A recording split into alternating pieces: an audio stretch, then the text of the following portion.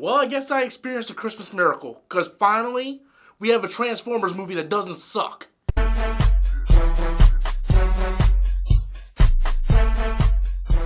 Hello everybody and welcome back to the channel once again. I'm Robert Storms. This is going to be my review of Bumblebee, directed by Travis Knight. If that name sounds familiar to you guys, he also directed Kubo and the Two Strings, which was one of my favorite animated movies of that year. I'm still pissed off it didn't get the Oscar, but hey, at least it got nominated, right? So Travis Knight directs the first ever spin-off movie of the Transformers series, with Bumblebee being the main character in this movie. Now, there's a lot of speculation like, is this a reboot? Is this a prequel? And to be honest with you, it kind of is both. Like, I can see how it fits in to the overall other Transformers movie, the ones we don't talk about, you know, the shitty ones that Michael Bay directed.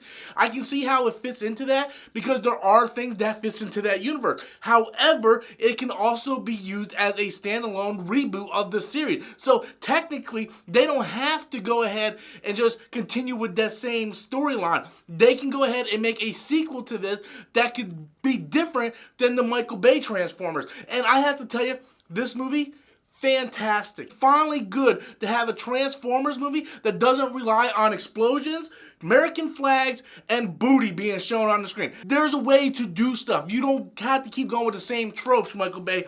You can rely on other storytelling techniques, and Travis Knight really does that. This movie really reminded me of E.T., and that's what I liked about it. It's what the first Transformers movie should have been. You know how everybody always goes, you know, I don't really like the Transformers movies.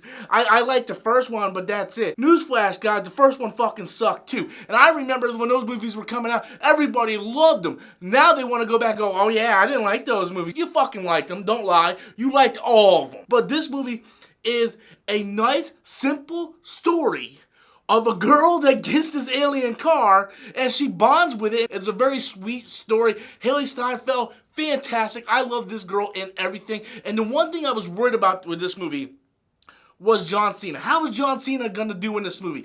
John Cena, not really the best of actor. How is he gonna do? I have to tell you, I heard some horror stories, right? Like, I heard from people like John Cena's awful.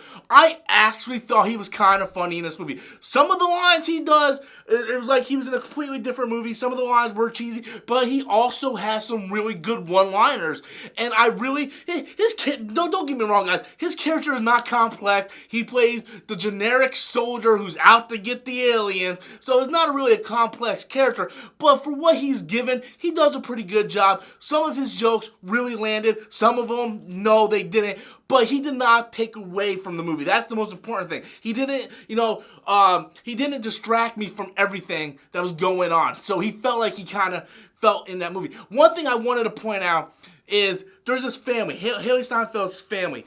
Now, in the other Transformers, we had Sam Witwicky's family, and they were just god-awful. His mom's eating, weed brownies, and she's talking about having her son having a big dick, and her dogs are humping, and there's all kinds of stuff. It's so good to have a family based in this movie that's basically based in realities. Like, you understand this family, you understand the struggles, you understand what Haley Steinfeld's character is going through, and the bond between her and Bumblebee is just, it's so very sweet, and I so much enjoyed how each of those characters, Bumblebee and Haley Steinfeld's character, Charlie, was able to help each other and pick each other up, and I really enjoyed that. The special effects I thought were fantastic. The opening scene on Cybertron was amazing. Seeing Optimus Prime look like Optimus Prime in his actual version that we've seen from the cartoons looked awesome. Like, why couldn't you do that, Michael Bay? Why couldn't you do that?